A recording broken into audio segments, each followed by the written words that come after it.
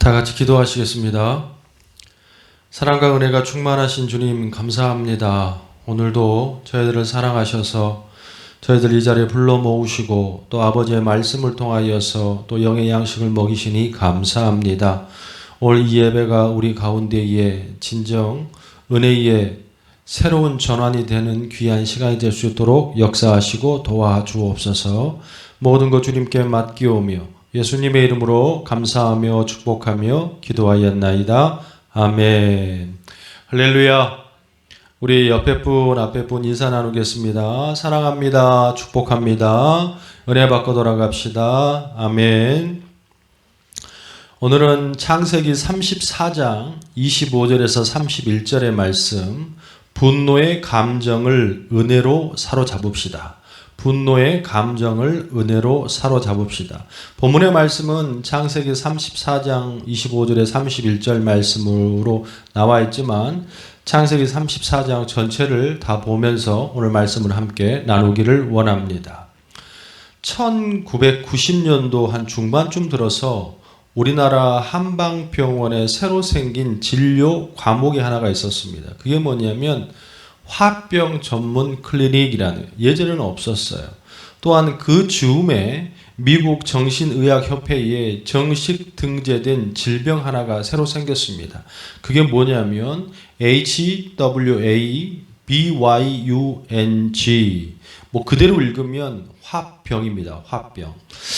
참 특이한 사례예요. 우리나라 말 그대로 질병을 등재한 게 참 특이한 사례입니다. 뭐 감기 하나만 걸려도 조그만 상처만 나도 아주 알아먹지 못하는 어려운 영어로 그 용어들이 기재되어 있는데 화병은 그냥 그대로 화병 이렇게 기록되어 있어요. 왜 미국 정신전문학회협회에서 화병을 화병으로 등재시켰을까? 뭐 이유는 간단하지 않겠습니까? 그 이유는 우리나라 사람들에게 주로 나타나는 정신적, 육체적 질환이기 때문입니다.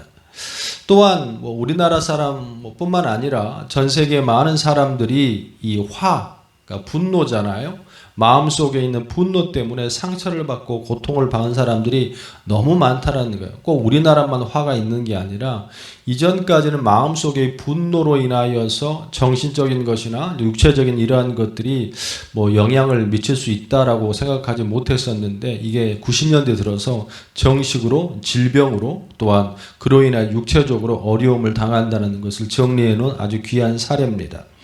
이처럼 마음속에 담아둔 분노와 적개심이 사람들에게 많은 문제를 야기시키는데 어떤 정신과 의사의 인터뷰를 제가 한번 본 적이 있었습니다. 이렇게 기록해 놨더라고요. 모든 정신질환의 원인은 분노로부터 출발한다. 조금 과장되긴 했으나 뭐 무시할 수는 없을 것 같죠. 이 사람이 누구냐면 심리학자고 정신 의사인 헨리 브란트라는 박사인데 이 박사가 아주 재밌는 논문 하나를 썼어요. 이 사람이 정신과 의사다 보니까 많은 사람들이 본인에게 이제 환자들이 오지 않겠습니까? 대부분 정신적으로 어려움을 갖고 있는 사람들이 오는 거예요. 이 사람들을 한번 곰곰이 보니까 생각을 해보는 거예요. 왜 이 사람들이 이렇게 마음이 힘들고 정신적으로 어려움을 당하지? 그러면서 그 뿌리를 한번 쫓아가 보자. 이런 생각을 가지고 한번 조사를 해봤어요. 그래서 그 박사에게 온 그 정신질환의 환자들 5,000명을 대상으로 이 사람의 이 질병의 뿌리가 어딘가를 쭉 찾아가 보니까 대부분의 상담을 받으러 온 90% 이상의 사람들이 분노 때문에 그렇다. 화 때문에 그렇다. 마음의 상처로 인하여서 이것이 질병이 온다는 임상적인 논문을 내놓았어요. 아마 모르긴 해도 어쩌면 이 시간에 여러분들도 뭐 마음이 평안해서 오신 분도 계시겠으나 아침에 또한 이 주일날 아침에 자녀로 또 남편으로 아내로 또 어제 또 이번 한 주간 도저히 참을 수 없는 분노를 통하여서 마음이 힘들고 어려운 사람이 있을 줄로 믿습니다. 그런데 중요한 것은 그 분노의 마음을 내 마음속에 아픈 불편한 마음을 해결하지 못하면 이게 뭐가 된다고요? 병이 됩니다. 병이 돼요. 또한 병으로 끝나는 것이 아니라 이것이 우리의 신앙 가운데 아주 무서운 신앙의 성장을 막고 그 신앙이 왜곡되게 만든 아주 무서운 뿌리가 된다는 것을 반드시 기억해야 합니다. 제가 오늘 창세기 34장의 본문을 가지고 함께 나누는 이유는 뭐냐면 그 분노의 마음을 제대로 다스리지 못하고 자기의 마음을 다스리지 못해서 아주 치명적이고 죄로 된 한 사례가 있기 때문에 그렇습니다. 오늘 말씀의 배경은 야곱의 딸 디나가 세겜을 구경하러 갑니다. 창세기 33장에서 이제 야곱이 에사와 화해를 하고 그 집안이 이제 뭐 태평성대할 것 같아요. 근데 인생이란 게 참 그렇지가 않죠. 좋은 일이 있으면 나쁜 일이 있고 나쁜 일이 있으면 좋은 일이 있고 왜 그래요? 하나님께 그렇게 만들어 놓으셨어요. 우리의 인생을 우리 인간이 스스로 판단하지 못하게 하나님께 만들어 놓으셨어요. 어쨌든 간에 이 가정 가운데서도 예기치 못한 어려움이 찾아왔습니다. 그게 뭐냐면 야곱의 딸 디나가 이제 세겜이라는 곳에 갔는데 세겜의 추장의 아들에게 성폭행을 당하고 무슨 이유인지는 알 수 없으나 지금 세겜의 집에 잡혀있는 상황의 모습으로 말씀이 시작됩니다. 이런 상황을 들에서 양을 치는 오빠들이 소식을 접하고 크게 상심하고 분노하고 있는 걸 성경이 말하고 있는데, 그런데 이런 상황 속에서 그 성폭행을 한 그 세겜 측에서 소식이 와요. 그 말씀이 창세기 34장 8절 말씀이에요. 우리 한번 같이 한번 볼까요? 창세기 34장 8절 시작. 하몰이 그들에게 이르되 내 아들 세겜이 마음으로 너희 딸을 연연하여 하니 원하건대 그를 세겜에게 주어 아내로 삼게 하라.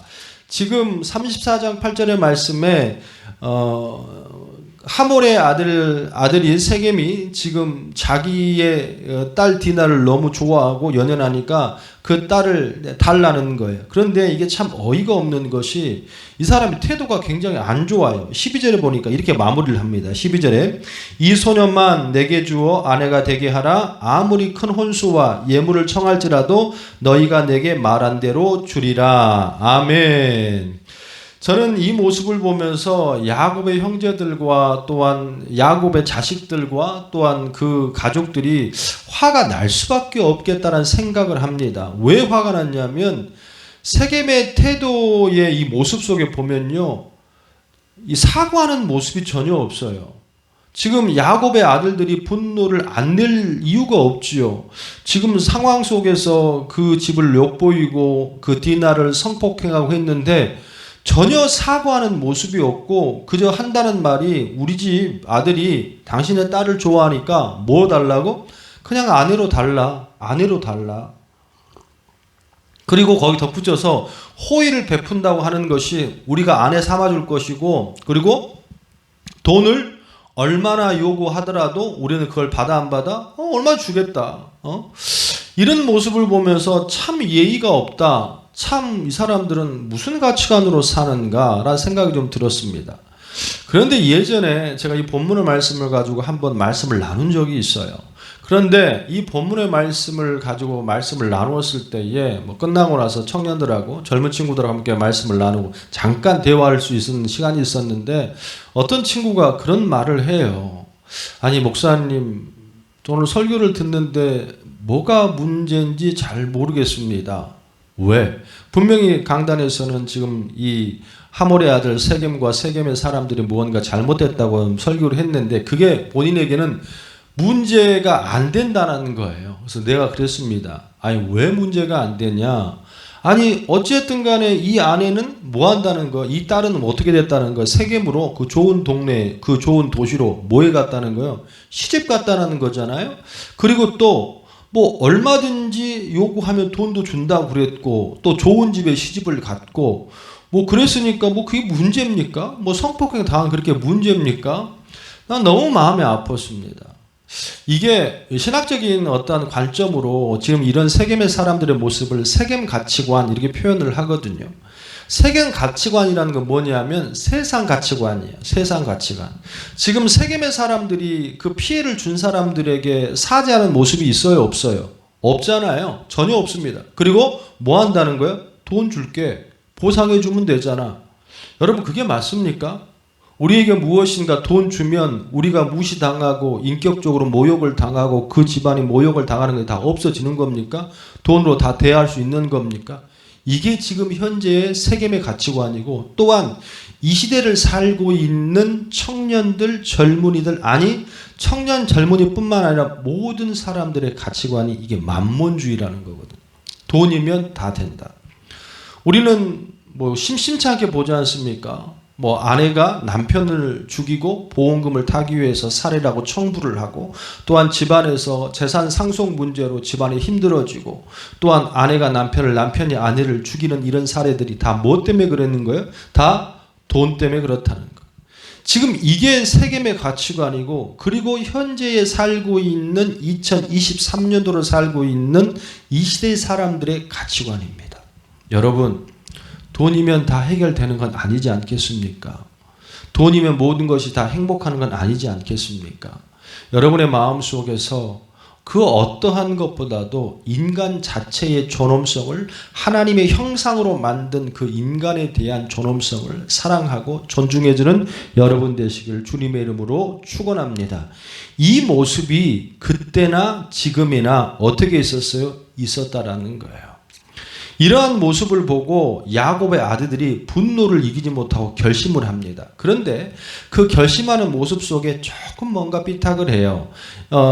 그 내용이 34장 14절부터 17절까지에 나오는데, 지금 그러면 그래? 그렇게 나오면 우리가 디나를 너에게 줄게. 하지만 중요한 건 너희는 이방인이고 우리는 하나님의 선민이고 백성이기 때문에 우리와 함께 하려면 할례를 받아야 돼. 할례를 받아야 우리가 함께 관계를 맺을 수 있거든. 그 이유는 뭐냐면 하나님께서 다른 사람은 이방인들하고 결혼하지 말라고 그랬거든. 그래서 할례를 요청합니다. 그 내용이 34장 14절부터 17절까지의 말씀이에요. 제가 한번 읽어보겠습니다. 야곱의 아들들이 그들에게 말하되 우리는 그러하지 못하겠노라. 할례 받지 아니한 사람에게 우리 누이를 줄 수 없노니 이는 우리의 수치가 됨이니라. 그런즉 이와 같이 하면 너희에게 허락하리라. 만일 너희 중 남자가 다 할례를 받고 우리같이 되면 16절 우리 딸을 너희에게 주며 너희 딸을 우리에게 데려오며 너희와 함께 거주하여 한 민족이 되려니와 17절 너희가 만일 우리 말을 듣지 아니하고 할례를 받지 아니하면 우리는 곧 우리 딸을 데리고 가리라. 아주 잘했어요. 지금 그들의 의도가 정말 맞았다고 그러면 이건 맞는 말입니다. 어쨌든 간에 뭐 남이 피해를 줬든 간에 결혼을 해야 한다면 누구의 뜻대로 하겠다는 거예요. 하나님의 뜻대로 하나님이 원하시는 방법을 취해서 결혼을 하고 싶다라는 거 아니겠습니까? 아주 잘했습니다. 그런데 이게 잘못된 거죠. 그 의도가 아니었습니다. 중요한 것은 야곱의 아들들이 하나님의 할례를 이용해서 그 집안의 그 도시의 모든 남자를 다 죽여버리는 그 사태의 모습이 이제 창세기 34장에 기록되어 있는데, 만약에 이 대목을 영화로 만든다면 참 다이나믹하겠다라는 생각을 해봅니다. 왜? 뭐 성폭행을 당하고 계획을 세우고 또 인과응보를 펼치고 죄에 대하여서 철저하게 복수를 하고 승리를 하고, 참 세상 관점에서 헐리우드식 어떤 스토리에서 영화 한 편 나올 만해요. 예전에 이런 비슷한 영화가 하나 있었죠. 영화 예전에 그런 유행어가 있었습니다. 너나 잘하세요 라는 유행어가 있었어요. 제목 뭔지 아십니까? 친절한 금자씨. 뭐 젊은 친구들은 모르겠고 10년도 넘은 것 같은데, 친절한 금자씨. 뭐 이런 류의 얘기가 있었어요. 어떤 한 남자가 아주 못된 남자입니다. 많은 사람들에게 또 많은 집안에게 어려움을 주었어요. 근데 이제 어떤 여자가 피해를 본 한 여자가 작당을 하고 계획을 세우고 수년 동안 계획을 세우고 드디어 이 남자를 잡습니다. 잡아가지고도 폐교인지 공장인지 기억은 잘 안 납니다만 그 남자를 가둬놓고 이 바닥에는 비닐을 깔아놓고 그 남자를 묶어서 결박시켜 놓습니다. 그리고 나서 이 사람에게 피해받은 모든 사람을 다 불러요. 다 불러. 그리고 선택권을 줍니다. 그냥 가셔도 되고 당신이 받은 만큼 돌려줘도 됩니다. 그래서 한 사람 한 사람씩 그 남자에게 막 복수를 하는 거예요. 자기가 당한 만큼, 자기 딸이 당한 만큼 막 때리기도 하고 망치로 때리기도 하고 칼로 쑤시기도 하고 그러면서 막 난리가 나는 모습이 한번 펼쳐진 거 있었어요. 너무 끔찍하고 너무 잔인하잖아요. 근데 그 모습을 보면서 댓글이 달리고 총평이 달리고 사람들의 반응이 뭐냐면 카타르시스를 느낀다는 거예요. 희열을 느낀다는 거예요. 아니 쾌감을 느낀다는 거예요. 왜? 진짜 이게 법이다. 법이다. 그러니까 법으로 안 되는 거를 어떻게 이렇게 한 것이 이랬으면 좋겠다. 저는 그 모습을 보면서 속은 시원할 줄은 모르겠지만 이게 과연 맞을까라는 생각을 해보았습니다. 물론 그 남자가 잘못했습니다. 또한 그 남자가 무엇인가 잘못했어요. 또한 그런 벌을 받아야 돼요. 그런데 중요한 것은 하나님께서 무엇인가 인간이 잘못했을 때 그 인간의 잘못을 우리 스스로 죽여가면서 다른 사람을 판단하고 저주하고 죽이라고 했던가요? 그러지 않으셨기 때문에 그렇다는 거지. 그러면 이 말씀을 가지고 뭐 우리에게 이렇게 다가오는 사람이 있어요. 성경에 보면 눈에는 눈, 이에는 이, 뭐 이렇게 하라고 한 말씀도 있잖아요. 물론 있습니다. 예수님도 마태복음 5장 38절 39절에 보면 찾아볼까요? 마태복음 5장 38절 39절. 자, 읽습니다. 또 눈은 눈으로 이는 이로 갚으라 하였다는 것을 너희가 들었으나 그런데 절대 이거를 하고 싶은 사람은 39절로 넘어가지 않습니다. 나는 너희에게, 나는 누구죠? 예수님이죠. 성경엔 그렇게 된 대목이 있으나 나는 너희에게 이르노니 악한 자를 뭐하지 말라? 대적하지 말라. 누구든지 내 오른편 뺨을 치거든 왼편도 돌려대며. 지금 이 말씀은 예수님께서 출애굽기 21장에서 25절에서 23절 25절의 말씀을 인용한 건데 있습니다. 분명히 눈에는 눈, 이에는 이. 출애굽기 21장 23절에서 25절의 말씀을 보니까 그렇게 나와 있어요. 그러나 다른 해가 있으면 갑대 생명은 생명으로, 눈은 눈으로, 이는 이로, 손은 손으로, 발은 발로, 데운 것은 데움으로, 상하게 한 것은 상함으로, 때린 것은 때림으로 갚을지. 있습니다. 있어. 그런데 여러분 말씀은 있잖아요. 여러분이 좋을 대로만 따서 먹는 게 말씀이 아니에요. 이런 비슷한 말씀이 구약성에 한 3군데 나오거든요. 방금 읽었던 출애굽기 21장 23절부터 그 이후의 말씀, 또 레위기 24장의 말씀, 신명기 19장의 말씀, 요게 한 3번 등장을 하는데 이 3 장면 모두 이처럼 복수해라 라고 주신 말씀이 아니에요. 이 말씀은 어떠한 한 개인에게 준 말씀이 아니고 너 이렇게 당했으니까 너 이 말씀의 근거로 너도 이렇게 갚어 라고 준 말씀이 아니에요. 오늘 예수님이 말씀하시잖아요. 마태복음 5장 39절의 말씀에 나는 너희에게 이르노니 악한 자를 어떻게 대적하지 말라. 그렇게 하지 말라는 거예요. 그러면 이 말씀이 왜 나왔느냐? 그건요. 개인에게 준 말씀이 아니고 누구에 준 말씀이에요? 재판장들에게 준 말씀이에요.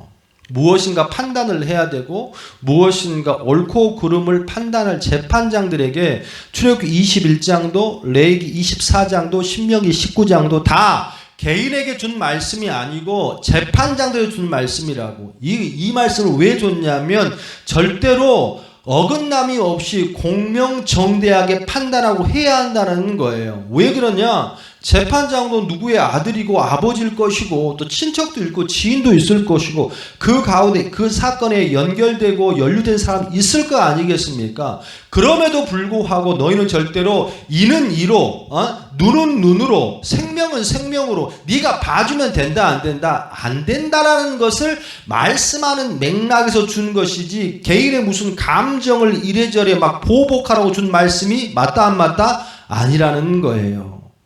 여러분 반드시 기억해야 됩니다. 우리는 우리의 마음속에 무엇인가 화가 나고 무엇인가 그렇게 했을 때에 반드시 그 감정을 풀어야 합니다. 하지만 중요한 것은 여러분이 하고 싶은 대로 그렇게 해서는 안 된다라는 거예요. 왜? 오늘 그 말씀을 좀 하고 싶어서 그래요. 지금 야곱의 아들들과 야곱의 집 식구들이 자기 식구가 보복을 당하고 어려움을 당하자 그 감정을 막 표출하고 그 감정을 막 화를 분노를 행동으로 옮겼어요. 그럴 때에 어쩔 수 없이 피할 수 없는 피해, 죄 몇 가지가 발견된다는 거예요. 우리 예수님이 그것 때문에 함부로 판단하거나 죄를 너희의 그 감정을 쏟아내지 말라고 하시는 거거든요. 오늘 그걸 함께 나누어 보겠어요. 자, 하나님이 금하신 개인적인 분노의 보복을 내가 감행하고 내 마음대로 했을 때에 반드시 나타나는 증상이 무엇이냐면 내 마음을 해결하기 위해서 누구도 이용할 수 있어? 하나님도, 하나님의 말씀도 자기 입장에 맞게 다 합리화하는 뭘 할 수 있어요? 죄를 질 수 있어. 죄를 질 수 있어. 어쩌면 앞에서 보았던 눈의 눈, 이에는 이 말씀도 그런 맥락이 아님에도 불구하고 사람들이 그렇게 사용하고 있잖아요. 오늘 이 사건을 가만히 보면 야곱의 아들들이 자기의 감정과 복수를 하기 위해서 절대로 해서는 안 되는 행동을 합니다. 그게 뭐냐면 자기 동생의 이 복수를 하기 위해서 뭘 이용하죠? 하나님을 이용합니다. 좀 더 엄밀히 말하면 하나님이 주신 언약, 할례를 이용한다는 거예요. 구약에는 하나님이 주신 인간에 주신 큰 언약 세 가지가 있어요. 그 첫 번째가 뭐냐면 안식일 제도의 언약이에요. 안식. 그 다음에는 무지개 약속의 언약, 세 번째 할례의 약속인데 이 안식일의 제도의 약속을 조금 우리가 좀 살펴보고 가면 이 안식일이 가장 처음에 나온 게 언제예요? 창세기. 그렇습니다. 창세기가 가장 처음에 나왔어요. 하나님은 최초를 창조하시고 우리 인간에게 가장 먼저 준 게 뭐냐면 안식일 제도예요. 6일을 일하시고 7일째는 뭐 하셨다? 쉬셨다는. 그리고 너희도 뭐라 쉬라는 거예요. 그러면 하나님께 뭐 피곤하셔 쉬신 겁니까? 그게 아니라는 거예요. 이 안식일의 의미는 뭐냐면 완벽하다. 더 이상 손볼 게 없다. 그리고 우리 이날에 뭐 해야 돼요? 안식해야 돼. 주님 앞에 뭐 해야 된다고? 맡겨야 된다고. 이 말씀을 좀 더 자세하게 설명하고 풀어쓴 대목이 출애굽기 31장의 말씀인데 창세기 31장에 굉장히 안식일에 대해서 자세히 설명하고 강조하는 모습이 나와 있어요. 왜 그러냐면 그들이 안식일을 범할 우려가 그때 굉장히 많았기 때문에 그렇다는 거예요. 그 언약을 어기면 뭐가 되는 거예요? 죄가 되는 거예요. 출애굽기 31장의 배경은 무엇이냐면 이스라엘 백성들이 막 뭐예요? 지금 이제 성막을 막 짓고 있는 상황이거든요. 성막을 짓고 있으니까 이 성막을 빨리 지어야 돼요? 늦게 지어야 돼요? 하나님 말 빨리 지어야 되겠잖아요. 근데 이런 말이 있어요. 성경을 보기 위하여서 촛대를 훔쳐서는 안 된다라는 말이 있습니다. 무슨 말이냐? 어떠한 걸 하기 위해서 죄가 용납되지 않습니다. 무슨 말이냐? 성막을 빨리 짓기 위하여서 사람들이 월, 화, 수, 목, 6일 또 7일 날도 일할 우려가 있다 없다? 있어요. 그래서 31장에서 안식을 자꾸 강조하는 거예요. 왜? 빨리 지으려고 하다 보니까. 두 번째는 뭐냐면 안식이라는 것은 뭐냐면 쉼이 아니라 맡기는, 이게 질서예요. 질서. 하나님과 인간의 질서라고. 하나님께서 말씀하신 것을 순종하고 듣고 질서라고. 우리 인간은요, 하나님이 말씀하시면 그걸 들어야 되는 질서가 있습니다. 왜? 하나님이 완벽하다고 하신 것을 인간이 완벽하지 못하는 불안한 마음에 또 일하면 돼야 안 돼? 안 된다는 거예요. 그래서 출애굽기 말씀에 보면 안식일 날은 뭐 양이나 소나 들에 그냥 놔두고 와. 괜찮아. 누가 책임지시는 거예요? 아버지께 책임지신다는 거예요. 그런데 이런 의미의 마지막이 뭐냐면 이스라엘 백성들에는요 아직까지 뭐가 있어요? 노예 근성이 있어요. 400년 동안 애굽에서 종살이했어. 주일이 없었습니다. 쉬는 날이 없었어요. 주일 나오라면 나오고 일하면 일하라는 거예요. 이러한 개념이 없는 그 백성들에게 선포해 주는 거죠. 너희는 더 이상 뭐가 아니야? 노예가 아니야. 나가서 일할 필요 없어. 이날은 내가 책임지는 거야. 모든 걸 다 책임지는, 이 의미가 있어. 그렇기 때문에 그 마음을, 질서를 잡아주고 그 마음을 해주기 위해서 안식일 제도를 더 강하게 말씀해요. 31장에. 그런데 아직까지도 우리 신앙인들을 보면 전전긍긍하는 사람들이 너무 많아요. 주일임에도 불구하고 뭐 어쩔 수 없이 뭐 오너가 그렇게 하라니까 뭐 끌려나가면 어쩔 수 없겠으나 중요한 건 자기가 사업장 오너고 내가 문 안 열어도 돼. 그런데 막 굳이 주일날 전전긍긍해서 일하러 나가는 사람들이 있어요, 없어요? 있어요, 없어요? 그 왜 그런 줄 아십니까? 일의 노예, 돈의 노예. 본인들은 그렇게 말하지 않겠지. 저는 그러지 않습니다. 열심히 돈 벌어서요. 또 열심히 재정 벌어가지고 하나님 앞에 내가 드리려고 그럽니다. 아니, 안 드려도 돼. 하나님이 하시라는 것 기본만이라도 좀 하시라고. 왜? 속이는 거예요. 자기가 더 벌고 싶은 마음을 속이는 거라고. 여러분 그러지 마세요. 하나님은 여러분들을 프리맨으로 자유인으로 선포인 줄로 믿습니다. 이게 뭐예요? 언약이에요. 그러니까 어기면 돼, 안 돼? 이게 죄예요. 언약을 어기면 죄라고. 그리고 두 번째가 무지개의 약속이에요.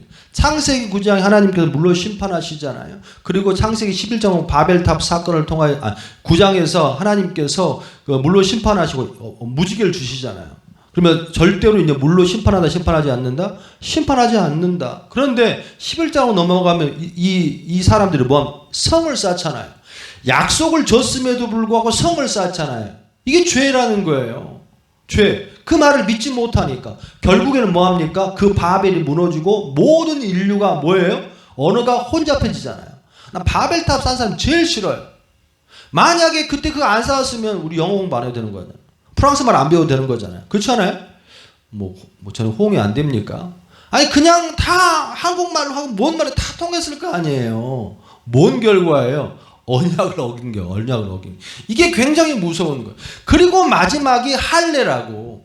창세기 17장의 할례. 아브라함의 죄로 말미암아 하나님이 그를 살리시고 구원의 메시지가 담긴 새로운 언약의 백성들이 나오는 의미가 이 할례인데, 중요한 것은 이 야곱의 이 자녀들이 뭐 하는 거예요? 이거를 뭐 하는 거예요? 도구 삼고 이용하고 있더라는 거예요.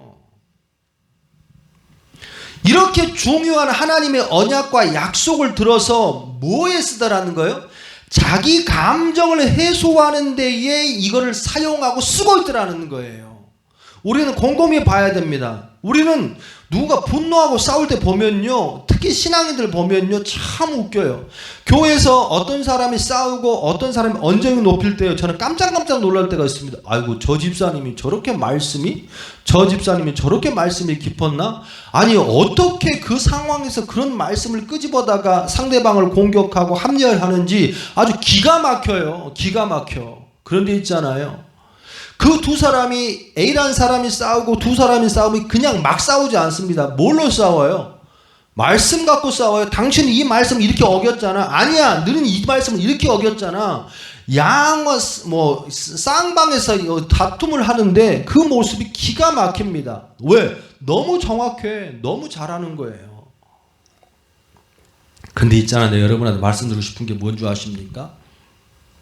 그때의 말씀은 복음이 아니에요. 그때의 말씀은 복음이 아니에요.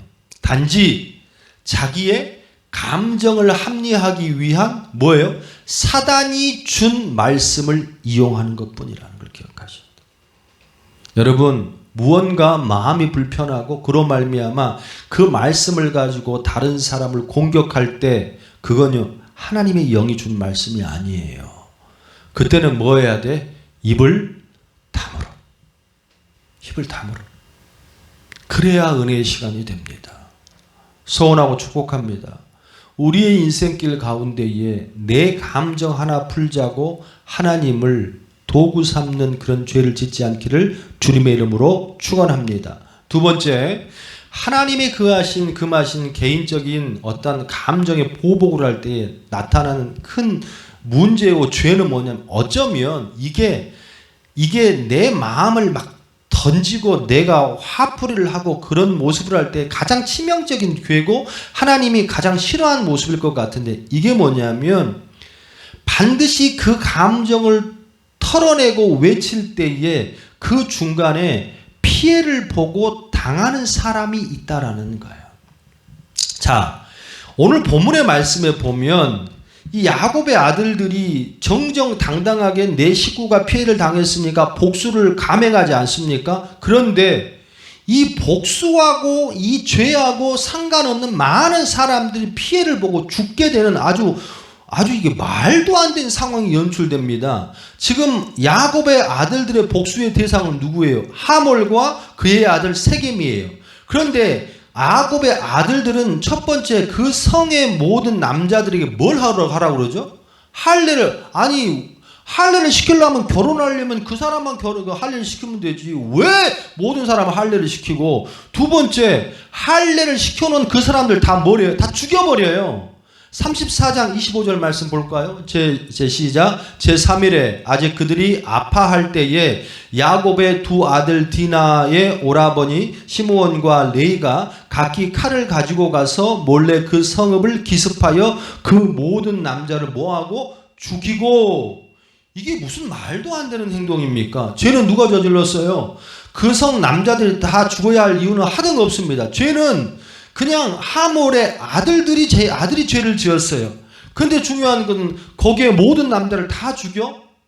거기에는 무명의 아들도 있을 것이고 누구 가족의 아버지도 있을 것이고 형제도 있을 것이고 많은 가족들이 딸려 있을 거 아니겠습니까? 그런데 그 사람들 다 뭐 했다는 거예요? 다 죽였다는 거예요. 왜 그래야 돼요?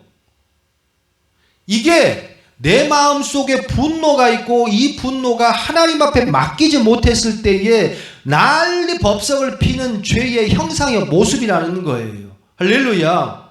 그리고 이것으로 끝나지 않습니다. 이뿐만 아니라 이 디나를 핑계 삼아서 노략질하고 아주 무서운 행동을 해요. 자, 34장 27절부터 볼까요? 시작.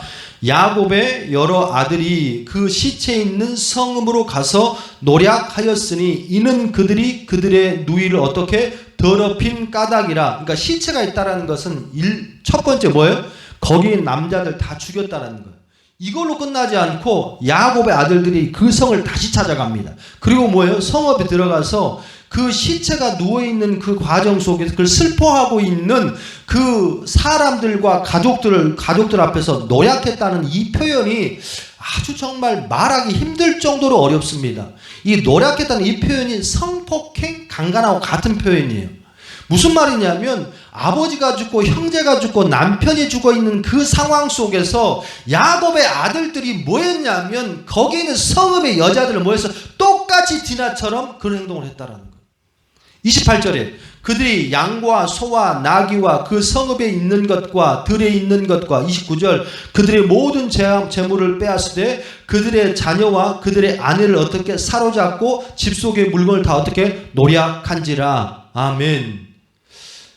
이게 그들이 말하는 하나님이 원하시는 정정당당한 분노의 폭발이 맞습니까? 이게 그들이 말하는 하나님의 약속의 자녀들의 행동이 맞습니까? 여러분, 아닙니다. 반드시 기억해야 됩니다. 내가 어떤 피해를 당하고 어떤 모습으로 여러분이 지금 어떤 힘듦을 갖고 계신지 모르겠으나 여러분 돌아봐야 돼요. 첫 번째, 그거 분명히 여러분이 피해본 거 맞아요? 혹 내가 오해한 건 아니에요? 한번 달아봐야 돼요. 어쨌든 간에 그런 모습이라 할지라도 내가 그 모습을 그 감정을 쏟아내면 반드시 둘만의 문제가 아니라는 걸 기억하셔야 돼요. 이 부분을 통하여서 반드시 피해보고 피해로 말미암아 죄를 짓게 된다는 거. 남편과 아내가 감정이 상했습니다. 어려움을 당합니다. 그래서 서로가 이건 맞고 저건 틀리고 A, B, C, D, Z까지 따져가면서 싸우고 있습니다. 그 모습 속에 뭐 독신입니까? 혼자 삽니까? 그 가운데에 피해를 본 사람이 있어요, 없어요? 있습니다. 그게 누구예요? 자녀들이고 형제들이지 않겠습니까? 그러면 내 자녀들은 그게 뭔 이유인지도 모르고 그런 모습을 당해요, 안 돼요? 당한다는 거지. 교회도 마찬가지입니다. 어떤 성도끼리 어려움을 당하고 옥신독신하고 싸움을 하고 말다툼을 해요. 교회가 평안합니까? 많은 사람들은 뭐 때문에 싸운지도 모릅니다. 교회에서 목사님하고 장로님하고 싸우고 분쟁을 하고 어렵습니다. 여러분, 지금 이 순간에서 제가 그랬을 때에 이게 됩니까? 안 돼요. 많은 사람들이 교회가 어수선하고 힘들고 무엇인가 무거운 거로 말미암아 은혜를 못 받고 교회에 오면 평안해야 돼. 그러지 못하고 어떻게 결국에는 뭐 때문인지도 모르고 교회를 떠나는 사람이 생기고 또한 교회가 어려움을 당하는 게 현실이라는 거예요. 이게 실족해 하는 게 아니고 뭐라는 거예요. 그저 내 마음의 감정 하나 해결하기 위해서 이런 모습이 우리에게 있는 것이 맞냐라는 거지. 여러분이 기억해야 할 줄로 믿습니다. 우리의 신앙 가운데에 무엇인가 내 감정을 반드시 터뜨렸을 때에 혹 여러분의 마음속에 시원할지는 모르겠으나 누구 하나는 반드시 죽이게 되는 거예요. 그렇게 해서 그러면 뭔가 해결돼야 되잖아요. 시원해져야 되잖아요. 에? 풀어져야 되잖아요. 그런데 오늘 본문의 말씀을 봐봐요. 할 거 다 했잖아. 뺏을 거 다 뺐고 죽일 거 다 죽이고 원 없이 했잖아. 그러면 해결되고 기쁘고 평안이 와야 되잖아요. 그런데 오늘 본문의 말씀 30절을 보니까 어떤 말씀이 있냐면 34장 우리 30절 볼까요? 시작. 야곱이 시므온과 레위에게 이르되 네가 내게 화를 끼쳐 나로 하여금 이 땅의 주민 곧 가나안 족속과 브리스 족속에게 악취를 내게 하였도다. 나는 수가 적은즉 그들이 모여 나를 죽이리니 그러면 나와 내 집이 어떻게 멸망하리라. 이 공동체에 이 사람들에게 뭐가 왔어요? 뭐가 왔어요? 두려움이 왔어요. 걱정이 왔습니다. 여러분 마음대로 화를 폭발하고 막 했다고 칩시다. 에? 아 너무 기분이 좋아. 뭐 누가 뭐라든 괜찮아. 그러든가요? 그렇지 않아요.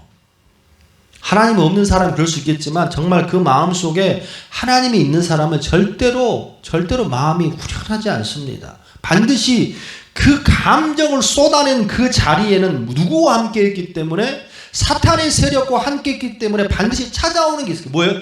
두려움, 언짢음, 걱정, 불편함이 반드시 찾아온다는 걸 기억해야 할 줄로 믿습니다. 할렐루야. 이 세겜이란 땅은요 단일 민족 국가가 아니에요. 여러 민족이 모여서 살거든. 지금 오늘 본문의 말씀에도 보니까 가나안 족속과 브릭스 족속 이런 단어가 나오잖아요. 지금 세겜 하나 때문에 어떠한 문제가 일어났으면 이제는 그 온 지역의 모든 족속과 이 야곱의 공동체가 뭐가 됐어요? 적대가 됐어요. 어디를 가도 죽음을 면치 못할 상황이 되어버렸다고. 또한 그런 행동을 했잖아 지금 이 사람들이. 이게 지 마음 하나 추스르지 못하고 하나님한테 맡기지 못한 죄의 결과라는 걸 기억해야 돼. 그러면 어떻게 합니까 목사님? 무조건 참습니까? 아니, 답을 알려드릴게. 자, 이 말씀 보고 마무리합시다. 에베소 3장 17절에서 19절의 말씀. 에베소 3장 17절에서 19절의 말씀. 이 에베소 3장의 17절 19절의 말씀 바울의 기도의 한 부분인데 지금 에베소 교회가 굉장히 어려워요. 좀 힘든 교회가 몇 교회가 있었잖아요. 분란이 많은 교회 몇 개. 첫 번째가 고린도 교회, 또 빌립보 교회도 마찬가지, 또 에베소 교회도 마찬가지. 에베소 교회도 화를 내도 분을 품지 말고 해를 넘기지 마 이런 말 수 있잖아요. 어쨌든 간에 굉장히 이 교회가 시끄러웠습니다. 그 가운데 대안으로 사도 바울이 주면서 기도하는 대목이 요 대목이에요. 내 마음에 어려움 속에 분이 생길 때 이 마음을 반드시 기억해야 합니다. 자, 믿음으로 말미암아 그리스도께서 너희 마음에 어떻게 계시게 하옵시고. 할렐루야. 어떻게 하라고? 힘들고 어려우고 마음이 불편할 때에 그것을 나를 앞세워 그 감정을 표출하지 말고 어떻게 누구 안으로 들어가야 돼? 누구 안으로? 하나님 안으로, 예수 그리스도 안으로 그리스도께서 너희 마음에 계시게 해라. 하나님 내쫓지 말고 너희 마음에 하나님이 계시기에 예수님이 계시기에 그래서 너희 마음을 다스리게 해. 너희가 사랑 가운데 뿌리가 박히고 터가 굳어져서 능히 모든 성도와 함께 지식이 넘치는 그리스도의 사랑을 알아. 그 넓이와 길이와 높이와 깊이가 어떠함을 깨닫고 하나님의 모든 충만하신 것으로 너희에게 충만하기를 뭐하노라? 구하기를 원하노라. 할렐루야. 할렐루야. 우리가 화를 잡는 거 우리 힘으로 안 됩니다. 남편이 힘들게 해요? 어려워요? 물론 어렵습니다. 또한 이 말씀도 어려운 거 알아요. 하지만 그 순간에 우리가 반드시 해야 될 게 있어요. 누구 안으로 들어가? 하나님 안으로 들어가야 돼. 안 그러면 더 큰 죄를 범할 수 있어. 그리고 어쩌면 여러분이 그렇게 억울하다고 그렇게 무엇인가 정당하다 말하는 거 틀릴 수도 있어.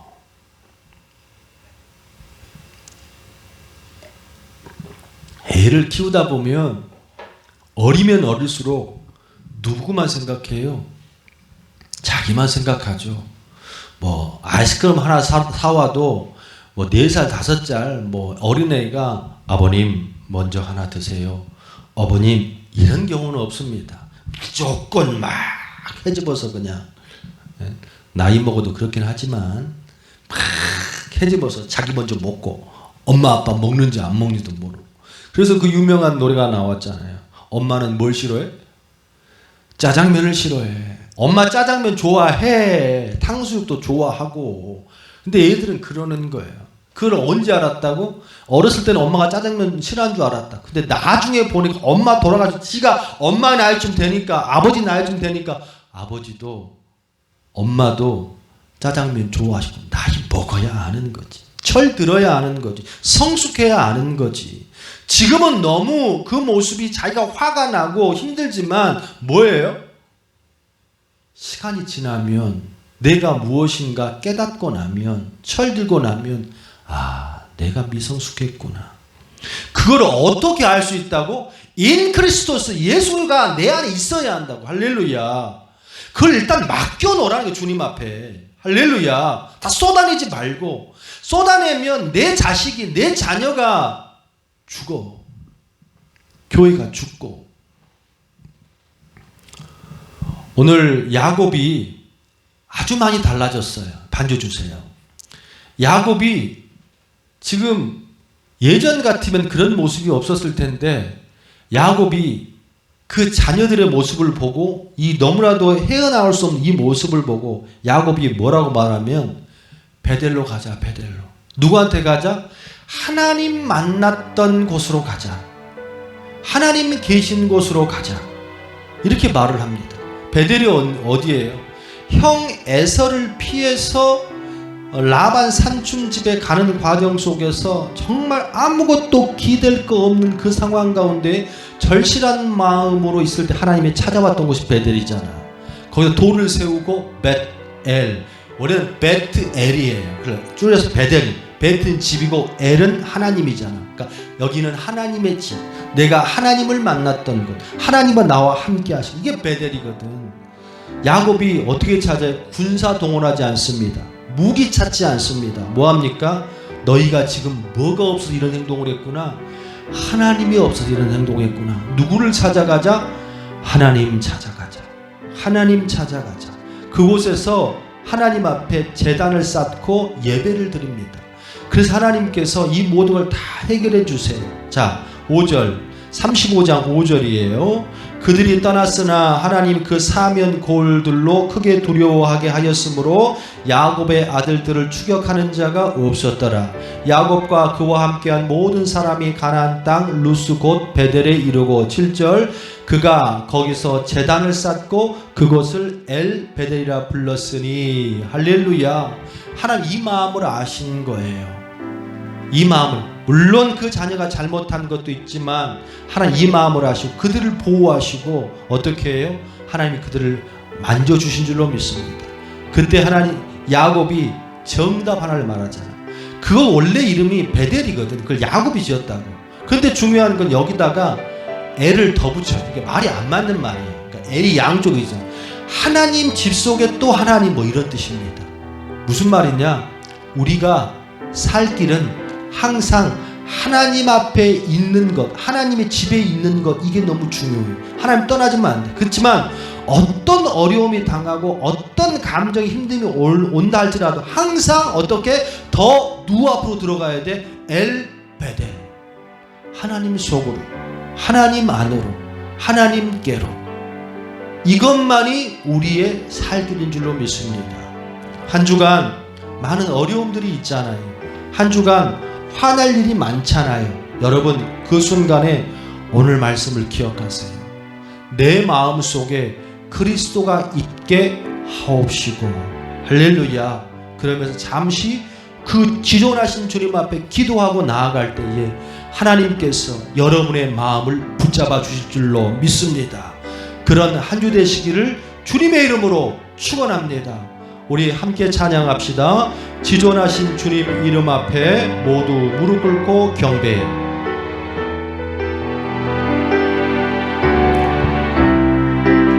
반주 더 올려주세요. 지존하신 주님 이름 앞에. 지존하신 주님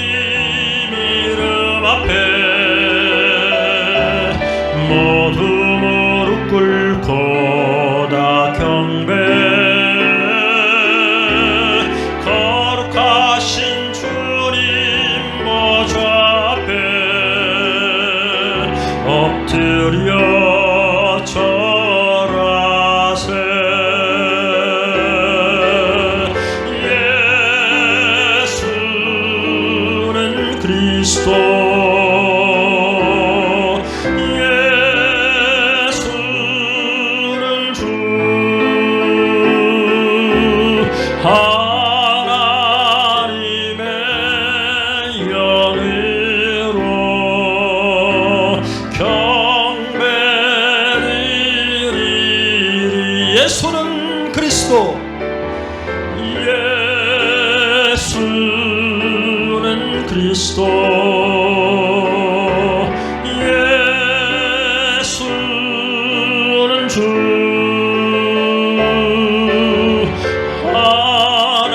하나님의 영으로 경배드리리.